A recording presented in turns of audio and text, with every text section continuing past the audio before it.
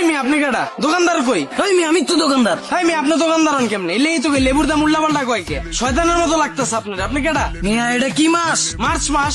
আরে আমি এটা বুঝাই নাই, এটা কিসের মাস? কিসের মাস? রোজার মাস। হ্যাঁ, এই রোজার মাসে শয়তান ছুটিতে যাওয়ার আগে আমগো মতো ব্যবসায়ীর কাছে দায়িত্ব দিয়ে গেছে যেন আপনাকে মতো সাধারণ মানুষের লগে জিনিসপত্রের দাম লয়া শয়তানি করতে পারে। ভাই ফাইজলামি করেন না তো, লেবুর আলি কত কোন? 350। ভাই মি আপনি না একটু আগে কইলেন 300, আর আমার 350 কোন কে? ওই যে শয়তান দায়িত্ব দিয়ে গেছে আপনাকে লগে জিনিসপত্রের দাম নিয়ে শয়তানি করতে হইব। ভাই রোজার একটা মাস ভাই, লেবু দিয়া শরবত বানায় রোজা খুলি ভাই, এরকম করেন না ভাই। আরে ভাই শয়তান তো 11 মাস আপনার ঘরে জ্বালায়, একটা মাস শয়তান ছুটিতে গেছে, এই একটা মাস কি আমরা আপনার ঘরে জ্বালাইতে পারি না? ধর মিয়া লেবু শরবত খামই না, পানি দিয়ে ইফতারি খুলুম। আরে খারান রে ভাই, শয়তানি করছে আপনার লগে। কত ভাই লেবু? 400। দূর আল্লাহ। আবার ঘুরে এলে কিন্তু 500। ভাই খেজুর কেজি কত? 10,000। ভাই বেটা তুই আবার এনে কি করস? কইলাম না শয়তানে দায়িত্ব দিয়ে গেছে। ভাই রোজার মাসে ভাই খেজুরের দামটা তো বাড়ান লাগবো। আরে ভাই আপনারে কয়বার কইতাছি আমি, শয়তান নাম করে দায়িত্ব দিয়ে গেছে। দূর বেটা খেজুরই খামো না, যা।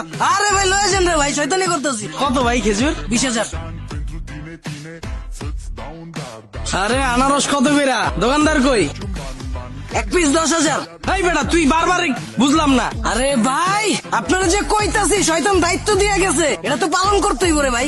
তখন জ্বালায় বেটা রোজা রমজান মাসে ফলও খাইতে পারুন। লয়ে যান ভাই, শয়তানি করছি। কত ভাই? এক পিস 20,000। আরে ভাই লয়ে যান রে ভাই, 30। ভাই মামা তাজমহল রোড চলো। ভাই বেটা তুই এনে কি করতেছিস? আরে ভাই শয়তান দায়িত্ব দিয়ে গেছে, আপনি বুঝতেছেন না। ভাই বেটা শয়তান আবার কেমনে দায়িত্ব দিয়ে যায়? তুই না বলি সব ব্যবসায়ীকে দায়িত্ব দিয়ে গেছে, রিক্সাওয়ালার কেমনে দায়িত্ব দিয়ে গেছে? রিক্সা চালানোটাও তো একটা ব্যবসা রে ভাই। চল তাজমহল রোড চল। কত? 5,000। 5,000 টাকা দিয়ে আমি কক্সবাজার যাবো প্লেন দিয়া। ভাই সারাদিন রোজা রাখতে অনেক কষ্ট হয়ে যায় ভাই, 5,000 টাকা দিয়েন ভাই, শয়তান আমার দায়িত্ব দিয়ে গেছে আমারে। ভাই ওঠেন, শয়তানি করলাম আমি। ওঠেন 10,000।